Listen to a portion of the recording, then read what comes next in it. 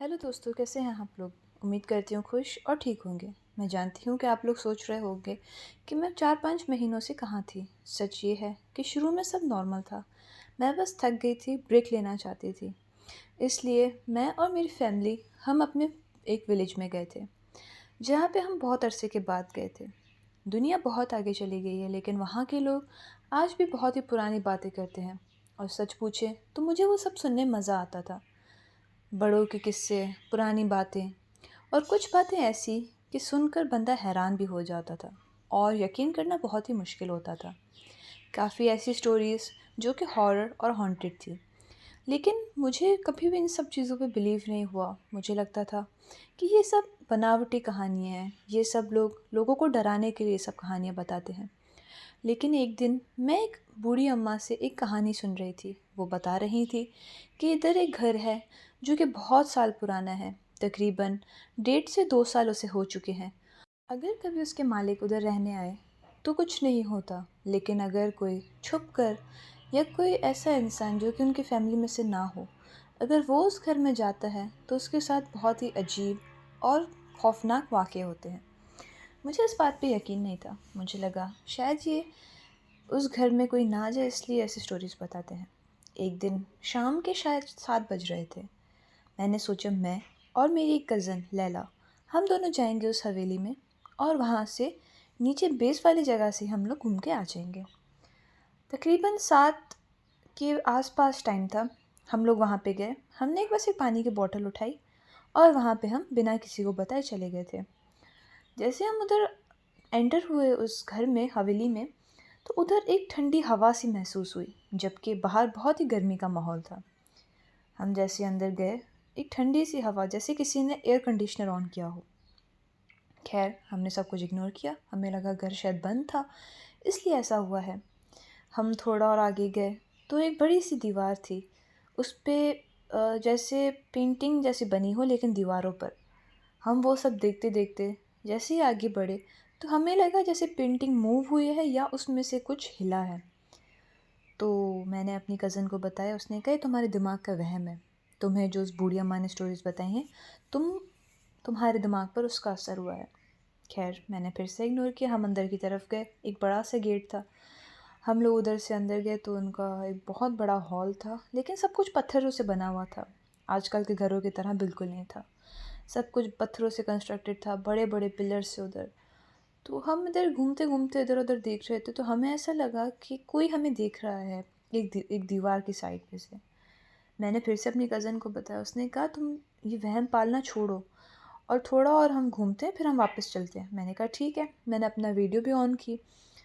मैंने काफ़ी मैं पछताती हूँ इस बात पे कि वो वीडियो मेरे पास आज क्यों नहीं है, वरना वो मैं आपको थोड़ी सी ही क्लिप लेकिन दिखाती ज़रूर। मैंने अपनी वीडियो ऑन की।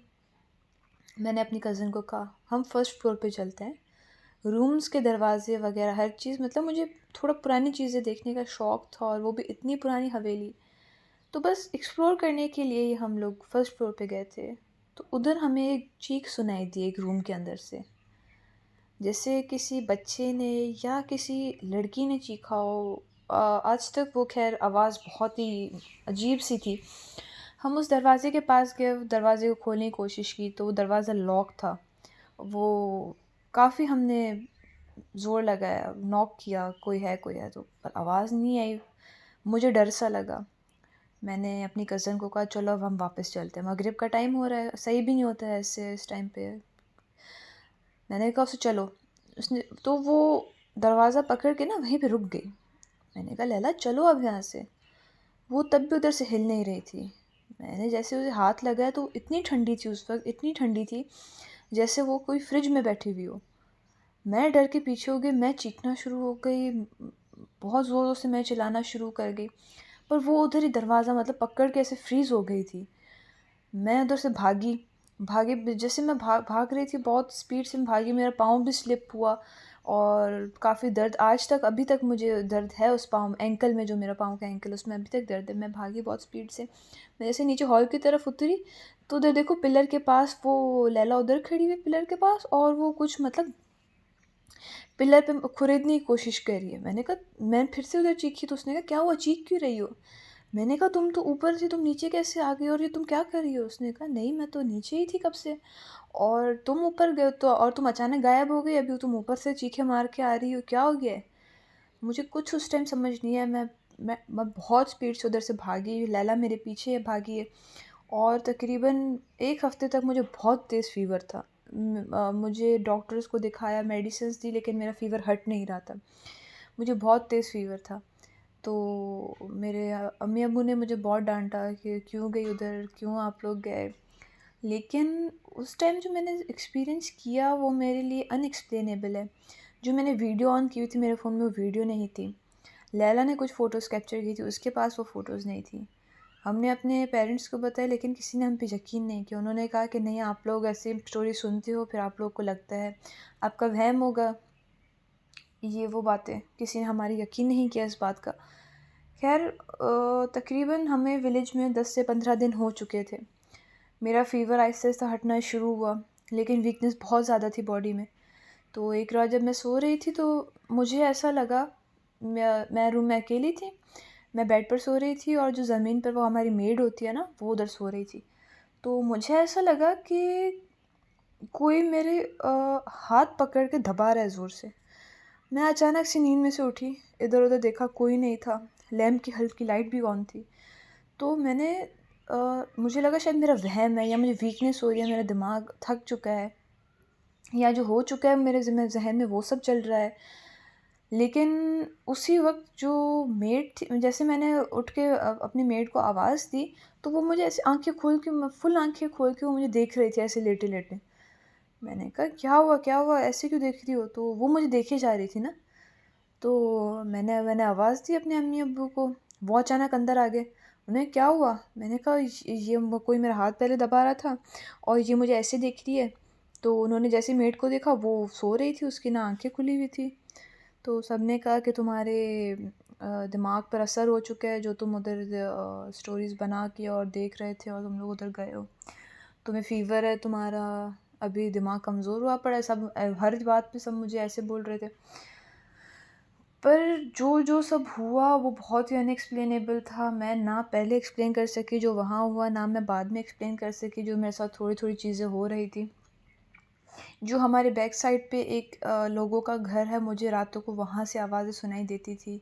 और जो हमारे घर के सामने 2 बड़े दरख्त हैं, उन दरख्तों के पास मुझे ऐसा लगता था कोई झूला झूल रहा है, जबकि उधर कुछ ऐसा ना झूला था, ना कुछ और था। हर वक़्त मुझे लगता था कोई इधर झूला झूल रहा है। मुझे किसी को भागने का नज़र आता, कोई भाग रहा है मेरे सामने से, मुझे ऐसे नज़र आता था। मैं तकरीबन उधर मैं रह नहीं पा रही थी और जब तक मैं वहाँ पे थी, मुझे फ़ीवर छोड़ा, मुझे फिर से फ़ीवर उधर हो गया।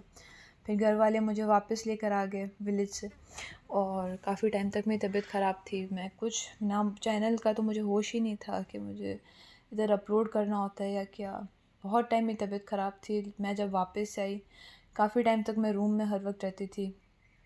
काफ़ी कुछ ऐसा हुआ जो ना किसी ने मेरी समझी, ना किसी ने मेरी सुनी। पर अब शुक्र है, अब कुछ नहीं होता है ऐसा। और बहुत ही वर्स्ट एक्सपीरियंस था मेरा विलेज जाने का।